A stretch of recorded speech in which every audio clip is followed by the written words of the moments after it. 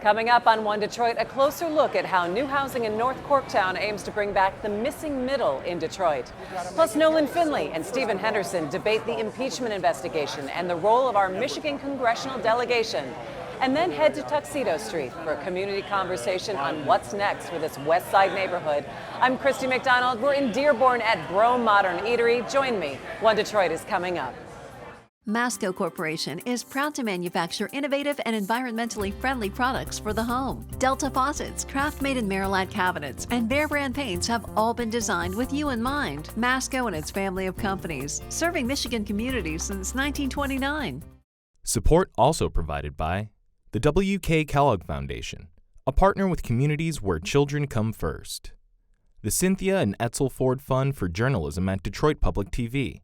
The Detroit Journalism Engagement Fund, and by Business Leaders for Michigan has 5 priorities to make Michigan a top 10 state. Achieve a balanced budget, cut long-term debt, fix our roads, improve all levels of education, further economic growth, plan for a stronger Michigan. How does diversity bring energy to us all? At DTE Energy, we believe that it's the contributions of all that build great communities. As a company, we grow stronger by welcoming the unique perspectives of everyone. As community members, we support our state's broad culture and heritage. From working closely with women and minority-owned suppliers to embracing our local cultures, DTE Energy is powering diversity. The DTE Energy Foundation is a proud sponsor of Detroit Public Television. Also brought to you by Ally, Nissan Foundation, and viewers like you. Thank you.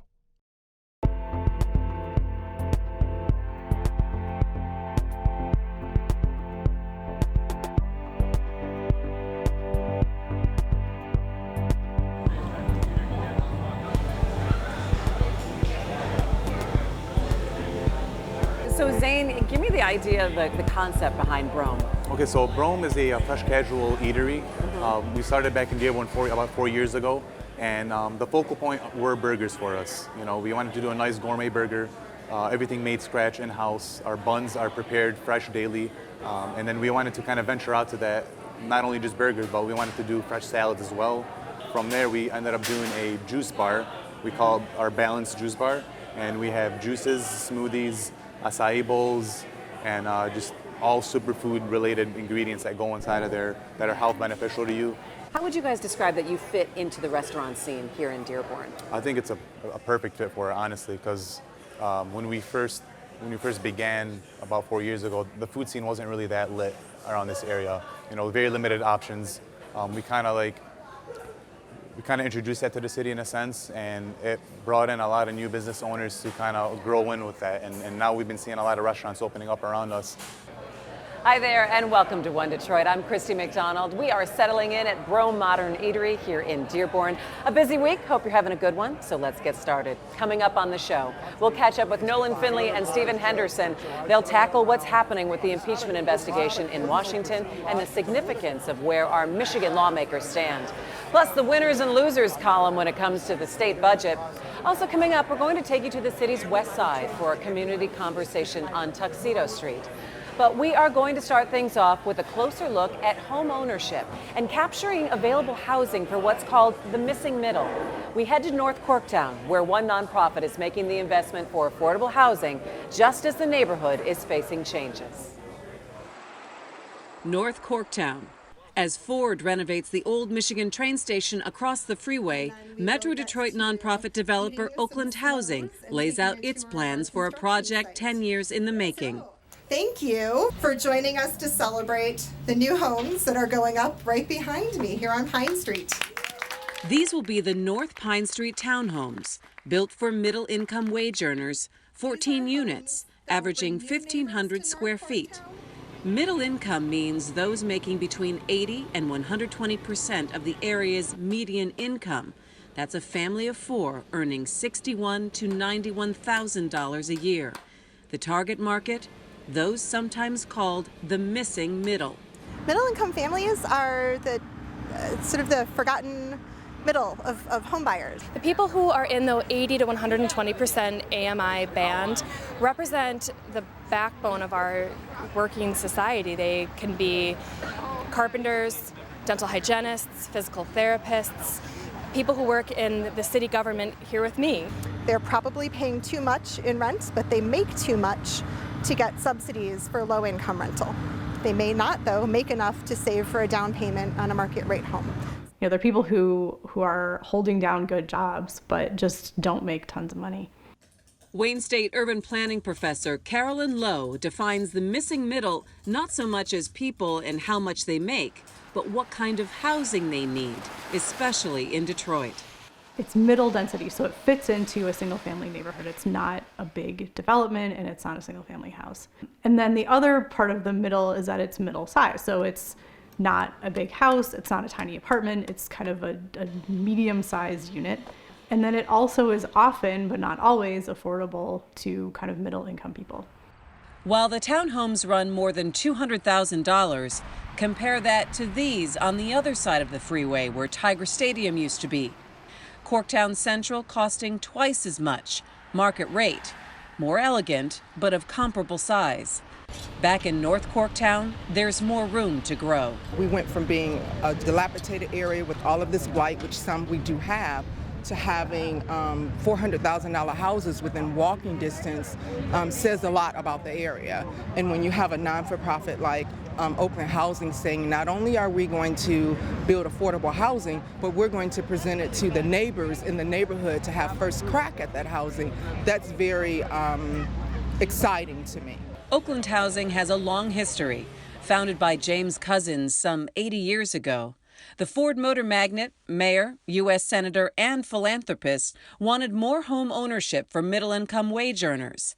His vision continues. Our goal and our mission is to help those who are on the cusp of putting it all together, to give a leg up and to allow them to move into an opportunity neighborhood, one which is safe, one which is close to amenities, and to be able to then finance that person. Jerry Esters grew up in this neighborhood and owns rental properties here. He looks forward to seeing some new neighbors. They're not being priced out, so I think that's just monumental as far as, you know, being able to not displace anybody, and you don't just have to be rich to live near downtown. The last 10 years, the Great Recession wiped out a huge amount of that capital and that wealth and that home ownership. So to help rebuild that middle income, that working family home ownership in Detroit, I think will help stabilize the city, help stabilize the tax base, but also just help stabilize families. As industry boomed, Detroit's housing went single family. It served the working class well, but everything was so spread out. Detroit has been traditionally a really low density city. We think about density a lot because it matters a ton in how the neighborhood feels and how it operates and how the city operates. Lowe notes most every major city, including Los Angeles, has more density than Detroit. And that matters. City services, mass transit costs less as density rises. One of the great things about this missing middle housing is that it helps creep our density back up a little bit. In a sea of single-family housing stock, much gone to seed and too costly to rehab, now there's a need for denser, more affordable new construction. And that's where nonprofits like Oakland Housing step in. So the market really can't do it, not because it doesn't want to, but because it costs so much to build right now. It is difficult to build a new home that a middle-income family can afford. It often costs more to build it than they can afford to buy it for. So far, 6 of the units have been sold, with construction expected to be complete in a few months. Considering that we have little density and that we're 7 minutes from downtown, it's very impressive that Oakland Housing is shooting for middle-income families. It creates generational wealth, and I'm hoping that families are here to stay. The city does well when it attracts all different kinds of people. If you only have rich people, it's not great for the city. If you only have poor people, it's not great for the city. So if you want a really diverse city in all kinds of ways, you need people at every income level. And we will be following what happens in North Corktown. For some of the stories and community conversations we're having there, just go to DetroitPBS.org for more. All right, it's safe to say our attention has turned to Washington and what's happening with the impeachment investigation of the president, and specifically the role of Michigan's congressional delegation and what it's playing there. Say hello to our One Detroit contributors, Nolan Finley of the Detroit News and Stephen Henderson of American Black Journal. Hi, guys. But before we get to Washington, We got some good news, bad news going on here at home. Good news is the government is opening. The state government is still that good news? functioning. Yeah, I guess I challenge that point. The bad news is for Republicans is that Governor Whitmer used her veto pen 147 times, and I think even the concerning news going forward is what is the relationship going to be like as they hash out this budget, continue to do so together? Well, I don't know who's it's bad news for. We won't know that for a while to see how this process works out, but it really is discouraging. The governor walked away from the negotiations 3 weeks ago, retreated to her office, started hurling insults at Republicans who continued, to their credit, to work with Democrats to get input on this budget. All of these 16, or most of these 16 budget bills had Democratic input. The education bill was struck between Christine Gregg, the Democratic minority leader, and Lee Chatfield, absent the governor's input because she had left the process.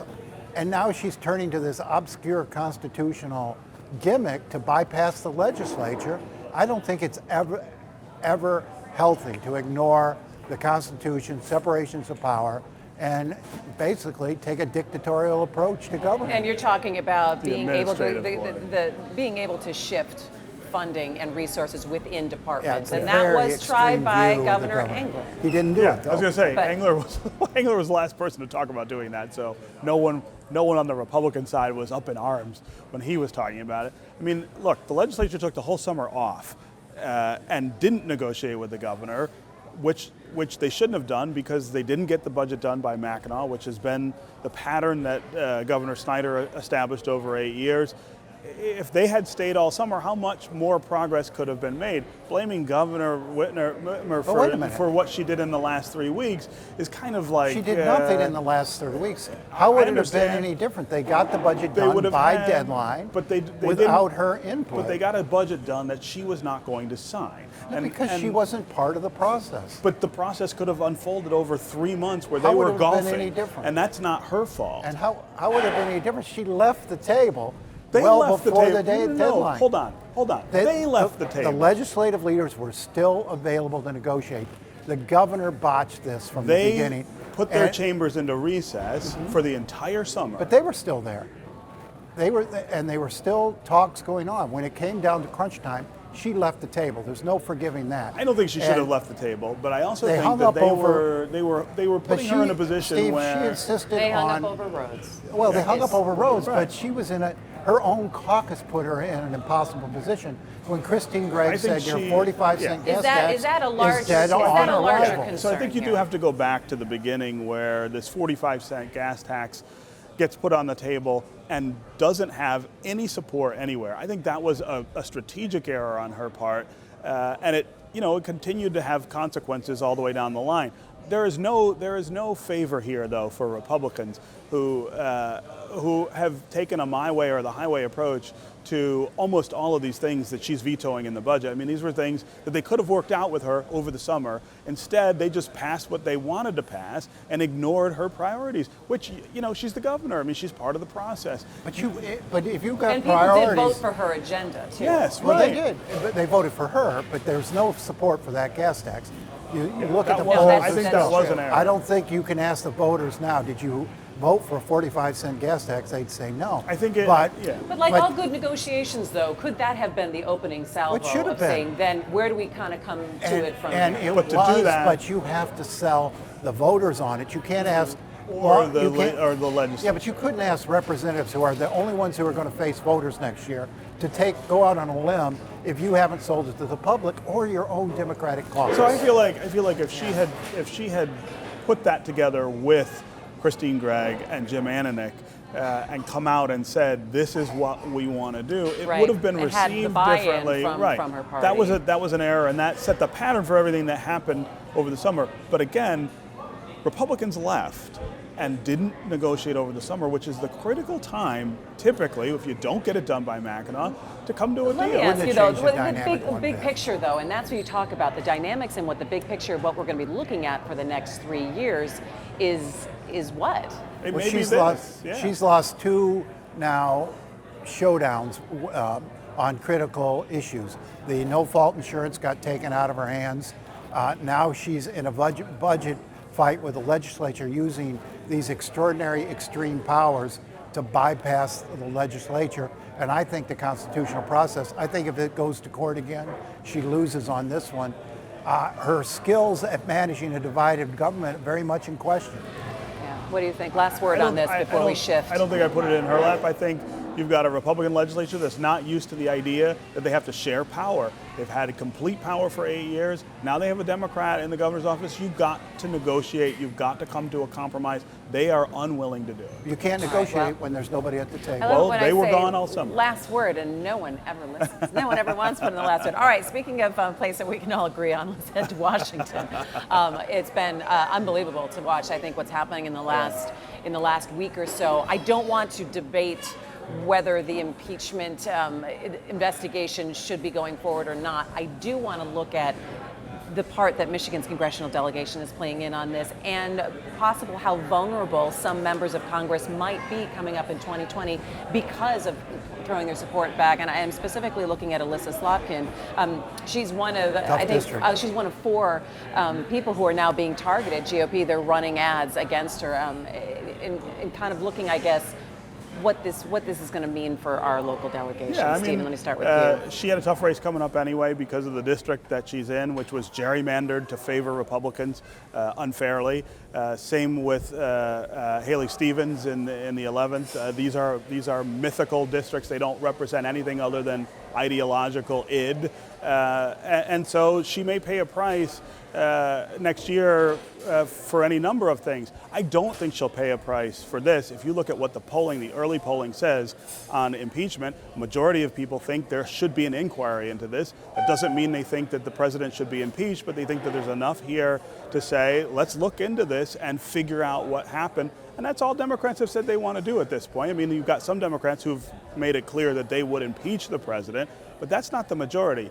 The folks like Slotkin and Stevens, these other sort of purple district Democrats around the country, what they're saying is this rises to the level of an inquiry without question. And I don't think anybody really is on the fence about that. What's the ripple effect on this, Nolan? Well, first, the polling is not as clear. It's 47-47 according to Quinnipiac. So the country is divided and largely around the Republican Democratic lines. I think the impact on these swing districts depends largely on how this is conducted, going out over the next few months. If it becomes evidence that it's a political witch hunt, if you will, it's a political process, I think you lose public support, particularly in those swing districts. I mean, voters are going to want to see whether the evidence is there. And right now, they're starting out with an unidentified whistleblower using secondhand information. That's going to have to firm up. If this looks like a frivolous political process, and I don't think Rashida Tlaib helps with her impeach the MF T-shirts, I think voters are going to want to see that this is a serious, legitimate process. Right. But I don't know how you're going to convince people of that, though. I think you're going to be hanging at that 48-50%. So first of all, Republicans are the last people to ever talk about impeachment and politics. I mean, they put the entire country through the most ridiculous impeachment process 20 years ago. And they paid a price. That was not what price? They won the election in 2000. They put the entire country through an impeachment process that was not about a state matter in any way. It was about a personal character flaw that voters knew about the president and reelected him anyway. And we had months and months and months of testimony and all this other crap and them asking for him to resign over this matter. So they have no credibility on this point. The Democrats, on the other hand, are dealing with something that is a very serious state matter. And they're not relying on some hearsay account by a whistleblower. There's a transcript of the call in which the president says, there is this matter with Joe Biden and his son, and I'd like you to look into it. That alone is a violation of his oath of office, and it's a violation of campaign finance laws. So that's worth looking into right there. They're going to have to prove whether, in terms of its impact on swing districts, they're going to have to prove it rises to a level of crime, not poor judgment. And I think that's where we are now. This is not a criminal proceeding. It's a political proceeding. Exactly, and you're going to have to sell voters on the fact that this is a legitimate process and not just another gotcha moment by Democrats. All right, well, let's move on, because we're going to be able to talk about this now for the next year or so. And turning now really to the One Detroit initiative that we have going into different neighborhoods around the area and talking to people and seeing what some of the biggest concerns that they have. And actually last week went to the street that you grew up on, spent a lot of time on, Tuxedo, and you ended up having the meeting there in that house. Yeah, well, we're having a lot of meetings these days because there's a major development taking place in our neighborhood, a $30 million training facility that the Carpenters and Millwrights Union is building on the west side. Right at the end of our block on the west side. It is the biggest development ever in our neighborhood, and it will change all kinds of things. We're trying to make sure that the neighbors understand that change and are actually a part of it. All right, let's go ahead and take a look. When I was born in 1970, my family lived in this house upstairs, and about 2 or 3 years ago, I took the house after it had become empty and abandoned and made it into the Tuxedo Project, which is a literary arts and community center where a lot of you have interacted a lot with us over that time. We got together last weekend to talk with neighbors at the Tuxedo Project near Livernois, Grand River, and the Jeffries Freeway on Detroit's west side. I would like to start with people talking about things that they like about our neighborhood, about our neighbors. Go ahead. The kids, that's my main concern. But the children around here, everybody looks out for them. Everybody tends to everybody kids. It's like one little family. Conversation moved on to complaints that you hear all across the city. Abandoned homes, illegal dumping, gunshots, wild dogs, and drag racing. And them signs, they don't even stop. They blow right through the stop sign. But change is coming to our neighborhood. Back in March, the Carpenters and Millwrights Union announced it would build a $30 million training center at the end of our block where Tappan Middle School once stood. The center promises to train Detroiters in skilled trades, part of a commitment to get Detroiters involved in the local construction boom. You're going to have a lot of folks need to go to work. We got enough work for the next 5 or 10 years. We need to be training Detroiters to do it. Our training center will feature some of the most advanced tools and techniques in the construction industry. And because we want the center to be a hub for this neighborhood, it will also have space for community events, open to local families and local businesses. Groundbreaking is planned for spring next year, a dramatic turn for a neighborhood that hasn't seen significant investment in more than 4 decades. They're going to do a lot of things that we asked them to do, and what we're going to start meeting about with them in 2 weeks is what we want. Would probably be a pretty decent idea is maybe to use a portion of that space down there to put up some type of complex for low-income senior thing. You're talking about housing. Mm-hmm. It could be like maybe 20 units, 30 units, something small like that. Or we could take some of the lots and the houses that they want to tear down and turn them into senior housing. Yeah, that sounds good. So does anyone have concerns about what's happening down the street? You know, when you build something in a community, a lot of stuff can change. Some stuff that's going to change we will like, but maybe there'll be some stuff we don't like. Property taxes, what happens with that? That's a great question, right? I don't know. If you build an expensive training center down the street, does that change the assessments maybe for people in the neighborhood? It might. Those are for the homeowners. The homeowners got to pay higher taxes, which means the renters will have to pay more rent, right? Yes. That's how that goes. How do we plan for what's ahead? Our challenge is to be sure that our neighbors and our neighborhood are ready for the change and the opportunities. I think the community center is going to be an excellent idea. I do. I'm hoping, I'm praying for it. I am. I'm hoping it.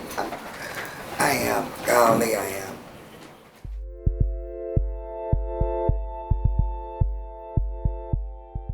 I was a great conversation. So we'll continue And the to beginning of continue it, to right? follow up. Yeah. All right, well, we're going to get you a burger here, Nolan. Okay. All right, be patient. It's going to do it for One Detroit. Thanks to Brome for having us. Check back with us next Thursday for another all-new One Detroit. We'll see you then. Take care. Help us expand One Detroit's local journalism coverage. Go to dptv.org/OneDetroit and click on the mug to donate.